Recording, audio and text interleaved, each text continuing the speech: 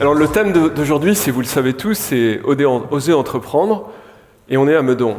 Meudon, ma ville natale, où j'ai vécu les 20 premières années de ma vie. Et je me suis dit finalement, qu'est-ce que je vais pouvoir raconter qui est en lien avec Meudon sur ce thème? Vous allez voir, c'est assez surprenant parce que je dois beaucoup à Meudon.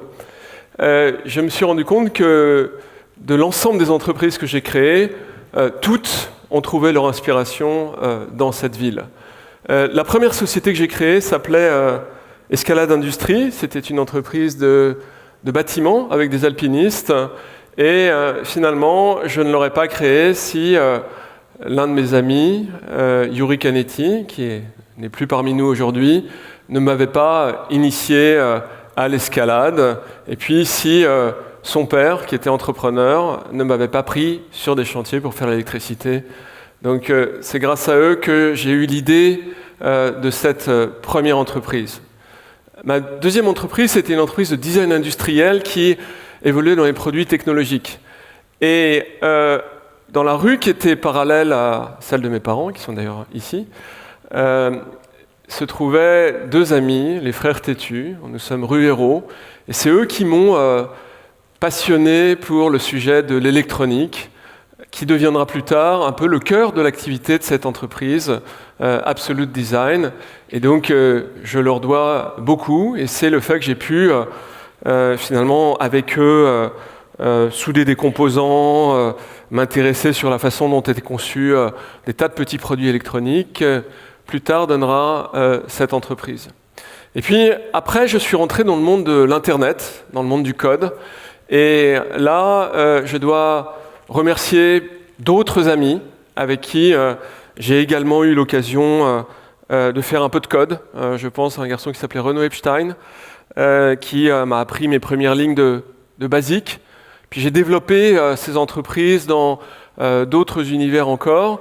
Et je pense également avec un ami avec qui j'ai fait mon premier voyage en Afrique. Donc on a acheté une vieille 504, on est partis ensemble.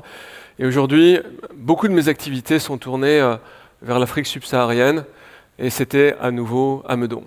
Tous ces gens-là m'ont aidé, ont été à bien des égards des sources d'inspiration. Et je crois qu'une des caractéristiques que j'ai trouvées vraiment importantes dans cette ville, c'est le fait de pouvoir, parce que c'est sans doute une ville où il y a des gens qui viennent s'installer pour un certain temps, une facilité à se connecter les uns aux autres. Et c'est une ville qui, au moins à cet égard, a un vrai potentiel entrepreneurial. Je note qu'aujourd'hui encore, nombreux de mes amis entrepreneurs sont venus vivre ici parce qu'ils trouvent une certaine distanciation du monde extrêmement frénétique que l'on voit à Paris, à La Défense, dans tous ces lieux d'entreprise, et prennent un peu de recul, ce qui leur permet de mieux entreprendre encore. Mais Meudon, c'est une autre facette dont je parle peut-être un peu moins volontiers pour moi, qui était extrêmement importante. C'est la facette du fait que ça a été une ville d'exploration, une ville de franchissement de limites. Et quand je parle de franchissement de limites, je parle du fait qu'un des jeux qu'on avait, par exemple, le jour de Noël avec mes cousins, c'était, vous ne pouvez plus le faire aujourd'hui parce que les travaux qui ont été faits ne permettent plus de le faire, c'était par un passage un peu secret, d'aller jusqu'à l'œilleton du télescope de l'observatoire. On montait par un petit escalier en colimaçon, on se glissait entre les engrenages, et on arrivait dans la grande salle de l'observatoire de Meudon, et on faisait ça. C'était aussi le fait de prendre des lampes de poche et d'aller explorer les nombreuses carrières qui sont sous cette ville. On passait des jours entiers à visiter ça et on était dans un monde d'aventure absolument extraordinaire. C'était le fait que nous allions par une vitre cassée qui se trouvait assez haut, une dizaine de mètres, dans le hangar Y, que je pense vous connaissez, qui était à l'époque rempli de pièces de musée, et on pouvait se monter dans des cockpits d'avion, dans des vieilles montgolfières, tout ça en ayant extrêmement peur de se faire attraper par le gardien. Ça, c'était mon Meudon à moi, un Meudon qui a un peu disparu parce que tous ces espaces abandonnés ont, à cause de la pression urbaine, été construits. Mais ça a un profond lien avec l'entrepreneuriat. Le lien que ça a avec l'entrepreneuriat, c'est que il faut apprendre à franchir les lignes jaunes. Je crois que les vrais entrepreneurs, quelque chose d'extrêmement frappant, sont des gens qui ont une audace qui les poussera à aller là où ils ne sont pas attendus. C'est quelque chose qui m'a frappé en lisant le livre de Peter Thiel, l'un des fondateurs de PayPal, ex-associé de Elon Musk, From Zero to One. Il explique que dans les 4 fondateurs de PayPal, 3 ont fait des bombes. Ils ont construit des bombes. Eh bien moi aussi, j'ai construit des bombes. Quand j'avais 13 ou 14 ans, on avait réussi à recomposer de la poudre avec du salpêtre, du charbon et je ne sais quoi d'autre. Et on avait fait une bombe qu'on avait fait exploser dans un terrain vague qui se trouvait en face de chez nous, donc qui est maintenant le parc Pommier, pour ceux qui connaissent ce quartier-là. Et on avait fait un trou de presque 1 mètre cube dans le sol. Donc belle bombe, vous voyez. Voilà. Donc ceux d'entre vous qui ont fait des bombes ont probablement un potentiel pour devenir des entrepreneurs, entre autres choses. Merci. Et donc, je voudrais vous dire combien Meudon a compté pour moi. Mais Meudon a aussi compté pour moi parce que c'est là où j'ai trouvé mes mentors. J'ai trouvé des gens qui m'ont donné du temps et qui m'ont encouragé dans ma vocation d'entrepreneur. Et je peux vous dire que ce n'était pas évident. J'ai été pendant absolument toute ma scolarité un cancre absolu, à tel point que j'ai quitté l'école vers 15 ans. Et j'étais absolument certain que je n'avais absolument aucun potentiel professionnel. J'avais cette conviction. Et je crois que si je n'avais pas rencontré des gens comme Frédéric Dallest, qui était à l'époque le président d'Ariane Espace, et qui m'avait encouragé dans cette voie-là, qui m'avait poussé à devenir un entrepreneur, ou d'autres gens, des Meudonnais, en grand nombre d'ailleurs, qui étaient souvent eux-mêmes des entrepreneurs, eh bien je ne suis pas sûr que j'aurais eu le courage de monter ma première entreprise en n'ayant absolument aucune compétence. Juste pour vous donner une idée de la situation dans laquelle j'étais, je me souviens que j'avais écrit une fois à une entreprise pour lui proposer mes services. J'avais reçu mon courrier en retour qui était exactement corrigé comme un devoir de classe avec une dizaine de fautes. Voilà. Et le gars m'avait dit, écoutez, pourquoi pas, mais commencez par prendre un cours d'orthographe et de français en passant, et peut-être après on considérera travailler avec vous. Et cette ville, parce que y a beaucoup de capital humain, je crois qu'il y a toujours le CNRS qui est ici, il y a vraiment un passé de recherche et développement avec l'ONERA également, regorge de gens qui sont des mentors potentiels, et c'est tout à fait extraordinaire à tous ces égards. C'est un endroit qui, pour moi, est marqué du sceau de l'entrepreneuriat, et j'espère que les années que vous avez passées ici vous ont apporté ces dimensions-là. Mais je tiens à le dire, je me suis rendu compte en préparant ce discours. Je n'ai jamais réalisé à quel point Meudon avait été important pour moi, jusqu'au moment où on m'a dit tu vas venir ici et puis tu vas parler d'entrepreneuriat. Et je me suis gratté la tête en me disant quel est le lien qui peut exister à Meudon. Et je peux vous assurer que ce lien est tout sauf quelque chose d'artificiel. C'est un vrai lien. Et je voudrais remercier Meudon pour tout ce que cette ville m'a amené pour me permettre de devenir un entrepreneur.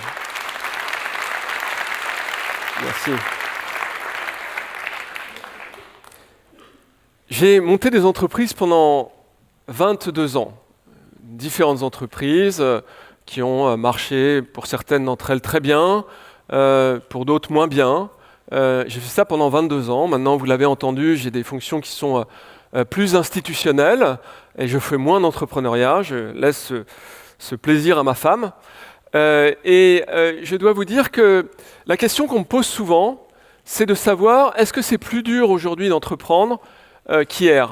C'est une vraie question. Quand moi j'ai entreprenais, le simple mot d'entrepreneur, vous savez ce que ça voulait dire ? Ça voulait dire quelqu'un qui était dans le domaine du bâtiment. Un entrepreneur, c'était un maçon, c'était quelqu'un qui faisait ce qu'on appelle tout corps d'État. Le mot entrepreneur n'avait pas cette signification. On est un peu une rockstar maintenant quand on est entrepreneur. À l'époque, pour avoir, je dirais, l'attention des filles, il valait mieux avoir une guitare électrique que des tableaux Excel sous les yeux. Et je crois que je ne sais pas dire si c'est plus simple En tout cas, je sais vous dire que le potentiel que vous avez est juste extraordinaire. Parce que moi, quand j'ai entrepris, quand j'ai créé mes premières entreprises, il n'y avait absolument aucun écosystème pour entreprendre. Il n'y avait pas la BPI, il n'y avait pas d'incubateur. Dans le domaine de la technologie, il n'y avait pas le cloud, il n'y avait pas AWS, il n'y avait pas, pour ceux qui connaissent cet univers, l'extraordinaire source de code qui est GitHub ou GitLab ou TensorFlow pour ceux qui font de l'intelligence artificielle. Et surtout, il n'y avait pas l'Internet du tout. Et ces nouvelles dimensions du monde sont juste stupéfiantes. Et je pense que si j'ai un message à vous transmettre, c'est intéressez-vous à ça. Vous n'imaginez pas combien vous pouvez, avec ces technologies, faire levier sur le monde. Vous avez aujourd'hui, si je prends juste GitHub, vous avez accès au travail de 30 millions de codeurs. Ça représente 60 millions de récipes de projets informatiques qui représentent aux alentours de 1000 milliards de lignes de code. Tout ça est en open source. Vous avez dedans à peu près tout ce qui peut exister pour faire n'importe quel type de projet d'entreprise. Et ça n'est qu'un exemple. Donc je dirais que oui, on est dans un monde qui est beaucoup plus compétitif, où il existe des centaines de milliers de startups qui potentiellement peuvent rentrer en concurrence avec vous demain. Mais en même temps, on est dans un monde où le potentiel de création, le potentiel de changement du monde, j'ai entendu ici des speakers extrêmement inspirants, notamment sur la capacité à faire de l'impact, eh bien, ce potentiel, il est à votre portée. Et donc, je trouve que vous êtes aujourd'hui dans une position qui est extraordinaire. Vous êtes dans une ville, dans un lieu où finalement la capacité à trouver cette chose qui est probablement la plus précieuse en matière d'entrepreneuriat, qui est le mentorat, est facile. C'est beaucoup plus facile qu'ailleurs. Parce qu'il y a des villes où on n'est que de passage, il y a des villes où c'est plus facile de faire des connexions, plus difficile de faire des connexions. Donc cette ville a ce potentiel pour vous, il est facile d'accès. Et puis vous êtes à un instant où vous avez un levier pour changer le monde qui est juste extraordinaire. Et si je devais finalement essayer de résumer la pression concurrentielle qui peut exister si vous n'avez pas encore d'idée pour trouver votre nouvelle start-up, je vous dirais, les enjeux qui nous font face, c'est juste incroyable. Ces enjeux, c'est de sauver la planète, c'est de restaurer les environnements, c'est de faire en sorte qu'on soit capable de se nourrir sans abîmer cette planète. C'est de faire en sorte qu'on puisse créer des économies, des systèmes économiques qui n'aillent pas détruire des emplois en grande quantité et qui créent des emplois avec un vrai filet social. Tous ces enjeux-là, c'est des enjeux qui vont définir si nous sommes capables, particulièrement en France, en Europe, de créer une troisième voie, une voie qui ne soit ni celle des États-Unis, hyper-capitaliste, ni celle de la Chine, qui est relativement critiquable en termes de liberté individuelle, mais c'est une voie inclusive. Et je crois que le point où vous vous trouvez, ici, maintenant, est le meilleur endroit pour faire cela, et c'est à cela que je vous invite. Merci beaucoup pour votre attention.